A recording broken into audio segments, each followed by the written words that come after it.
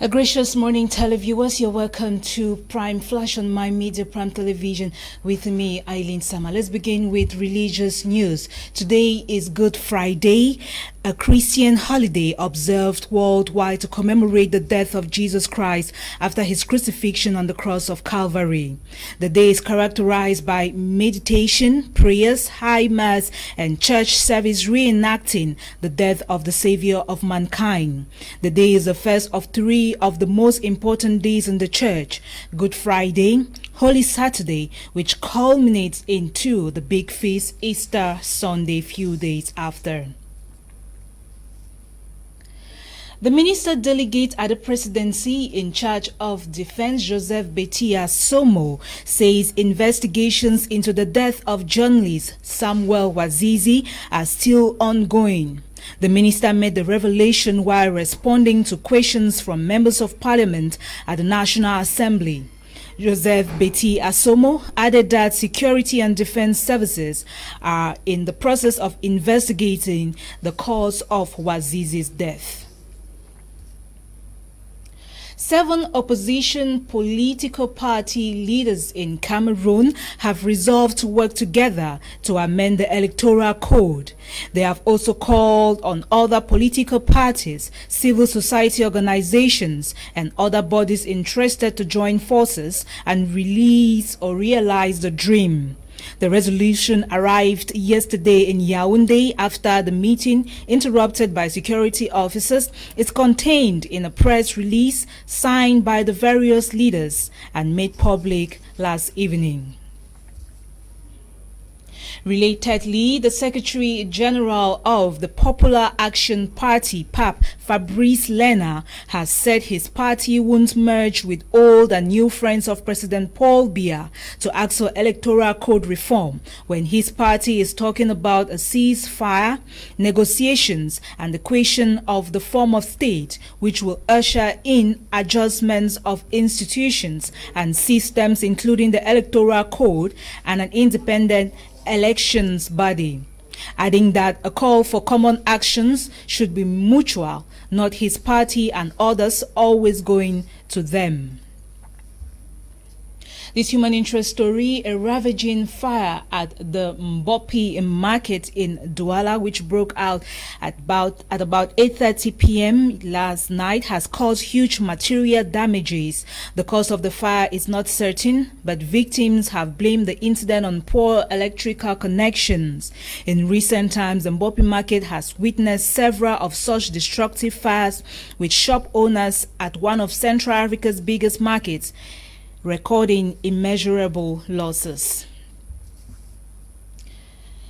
In news out of the country, BBC Africa Eye has uncovered evidence that a massacre in northern Ethiopia was carried out by members of the Ethiopian military following an investigation.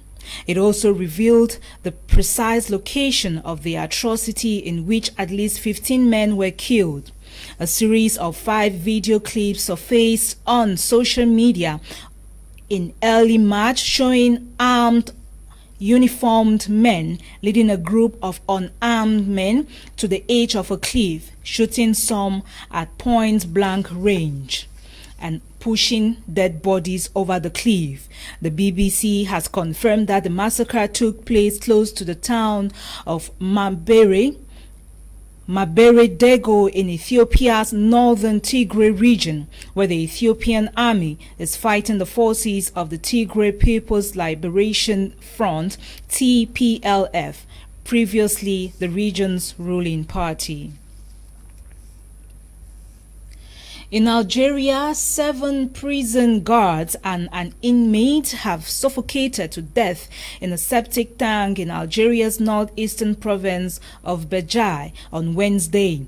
It is believed the men died after inhaling the toxic gas hydrogen sulfide, according to Justice Minister Belkam Zekmati. Local media reports say the men had been cleaning the tank in Oued Gia prison when they died. Their bodies were taken to a hospital nearby for autopsies.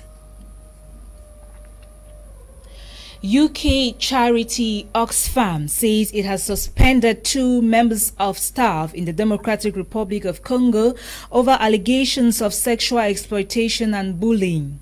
The charity highlighted that the suspensions were part of an external investigation set up in November 2020 into the allegations. It also noted that in 2018, Oxfam was hit by a scandal involving its aid workers in Haiti. The charity was accused of covering up the use of prostitutes by some members of staff who were in the country following the 2010 devastating earthquake. And in news out of Africa, let's stop in Taiwan. At least 34 people are reported dead and 70 remain trapped after a train carrying around 350 passengers derailed inside a tunnel.